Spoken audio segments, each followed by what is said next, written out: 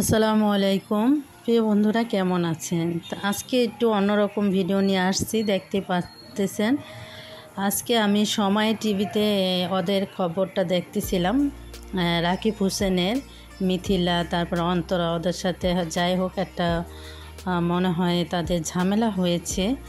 কিন্তু আমি পুরাটা শুনে ঝামেলা তো আর এক পক্ষে হয় না, দুজন কেউ একটু বেশি বা কেউ একটু কম, এখানে দোষ কাউকে দিচ্ছি না। কিন্তু অন্তরার মুখে এই কথাটা শুনে আমার খুবই খারাপ লাগলো।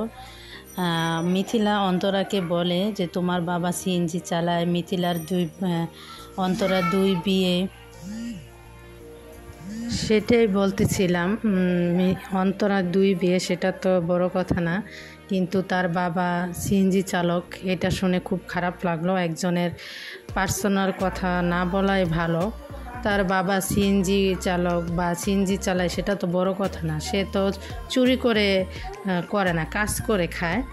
তাই যাই হোক, আমরা দোয়া করব ওরা যেন একসাথে মিলেমিশে থাকে, ওরা যেন আবার একসাথে হয়ে যায়। অন্তরা, মিথিলা আর অন্তরা ওরা কিন্তু খুব ভালো কথাই বলছে যে একসাথে তারা মিলেমিশে কাজ করেছে, আমরাও সেটা চাই। তারপর রাকিব হোসেন বলতেছিল যে অন্তরা ওর বাবা সিএনজি চালক হোক বা টিনের ঘর হোক, যাই হোক, আমি তো ওকে দেখেই বিয়ে করছি, ওকে আমি ভালোবেসেছি, তাই দেখে বিয়ে করছি। ওকে ওর তো ধন সম্পদ দেখে বিয়ে করিনি। ধন সম্পদ দেখে বিয়ে করলে তো আমি অন্যজনকে বিয়ে করতাম। এই কথা বললো, তো ভালো লাগলো কথাগুলো শুনে।